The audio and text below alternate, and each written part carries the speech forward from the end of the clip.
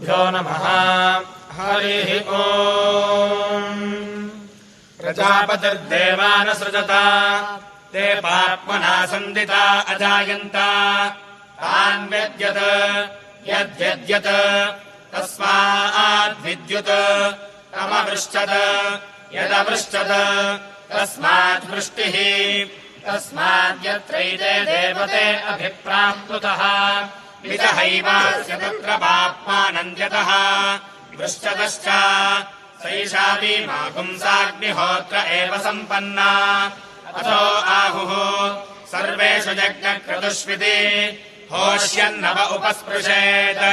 विद्युदसि विद्यमे पाप्मानमिति अत हुत्वोपस्पृशेत् वृष्टिरसि पाप्मानमिति यक्ष्यमानो वेष्ट्वा वा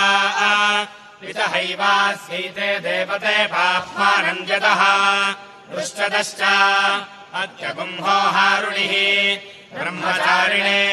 प्रश्नान् प्रोच्य प्रजिघाय परेः प्रक्षन्दय्याम् पातिम् पृच्छा वेत्थ सावित्रा न वेत्थ इति तमागत्य पप्रच्छ आचार्यो मा प्राहैषीत् वेत्थ सावित्रा न वेत्थ इति सहोवाच वेदेति स कस्मिन् प्रतिष्ठित इति परो रजसीति कस्तद्यत्परो रजा इति एष वावस परो रजा इति होवाच य एष तपति एषोर्वाग्रजा इति स कस्मिन् त्वेषगिति सत्यगिति किम् तत्सत्यमिति तप इति कस्मिन्नु तप इति बल इति किम् तद्बलमिति प्राण इति मा स्म प्राणमति पृच्छ इति माचार्यो ब्रवीदिति होवाच ब्रह्मचारी स होवाच प्रक्षोदय्याम् पातिः यद्वै ब्रह्मचारिन् प्राणमत्यप्रक्ष्यः मूर्धा देव्यपतिष्यत् आचार्याच्छ्रेयाम् भविष्यामि यो वा सावित्रे समवादिष्टेति तस्मात् सावित्रेण संवदेत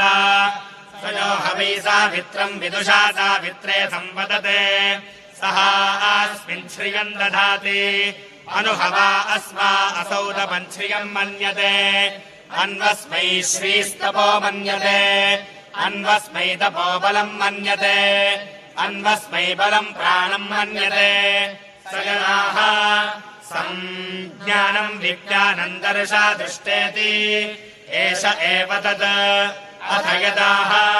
प्रस्तुतम् विष्णुतगुम् सुता सन्वतीति एष एव तत् एष ह्येव तान्यहानि एष रात्रयः अथ यदाह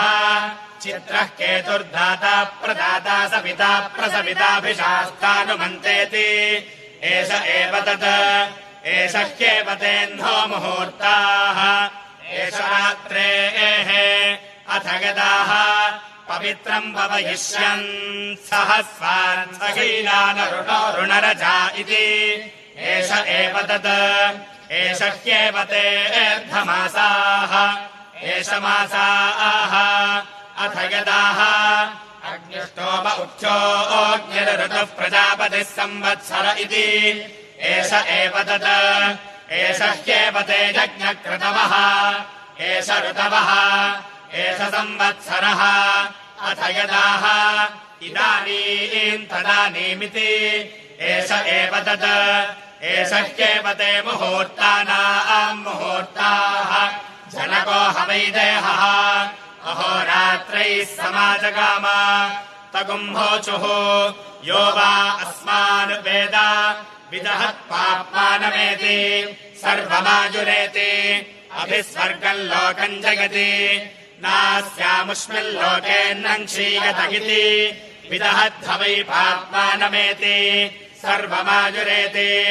अभिस्वर्गम् लोकम् जगति नास्यामुष्मिल्लोकेऽन्नम् क्षीयते य एवम् वेद अहीनाहाश्वत्यः सावित्रम् विदाञ्चकार सः पुंसो हिरण्मयो भूत्वा स स्वर्गम् लोकमियाज